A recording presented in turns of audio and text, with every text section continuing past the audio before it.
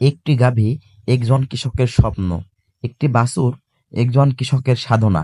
একজন খামারি তখনই খুশি হয় যখন বছরের পর একটি বাছুর খামারে পেয়ে যায়। দর্শক, এই মুহূর্তে দেখতে পাচ্ছেন আমি একটি গাভীর ডেলিভারি করছি। এই গাভীটি ডেলিভারিতে প্রচন্ড কষ্ট হচ্ছিল। তখন আমাকে গাভীর মালিক ফোন দেয়, ভাই আমার গাভীটা খুব অসুস্থ, বাচ্চা হবে কিন্তু বাচ্চা হচ্ছে না, ডেলিভারিতে খুব কষ্ট হচ্ছে, আপনি আসেন। আমি দ্রুত তার বাসায় চলে যায় যে অবস্থা দেখে আমি তাকে বললাম গরুটা উঠিয়ে দেন, আমি দাঁড়ার উপর ডেলিভারি করব। উনি বলছে, ভাই দাঁড়ার উপর ডেলিভারিটা কি সম্ভব? বললাম হ্যাঁ, যত বড় কঠিন ডেলিভারি হোক না কেন, দাঁড়ার উপর ডেলিভারি করে দ্রুত বাচ্চা হয়ে যায়। দেখতে পাচ্ছেন আমি কিভাবে গরুটি দাঁড়ার উপর ডেলিভারি করছি।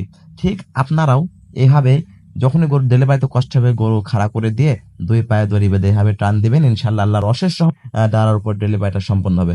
দর্শক, আমি অনেক কষ্ট করে আপনাদের জন্য ভালো ভালো শিক্ষণীয় ভিডিও তৈরি করি। অবশ্যই আমার ভিডিওটা একটা লাইক করবেন, একটা কমেন্ট করবেন এবং কমেন্ট করে আমাকে উৎসাহিত করবেন। ধন্যবাদ। আমার পুরো ভিডিও জুড়ে আমার সঙ্গে থাকার জন্য আপনাদেরকে অসংখ্য ধন্যবাদ। দেখতে পাচ্ছেন খুব সুন্দর একটি বাচ্চা ডেলিভারি হয়ে গেল। এই বাচ্চাটি খুবই সুন্দর হয়েছে, খামারি অনেক খুশি। যদিও বা একটু কষ্ট হচ্ছিল কারণ বাচ্চাটা একটু বড় ছিল।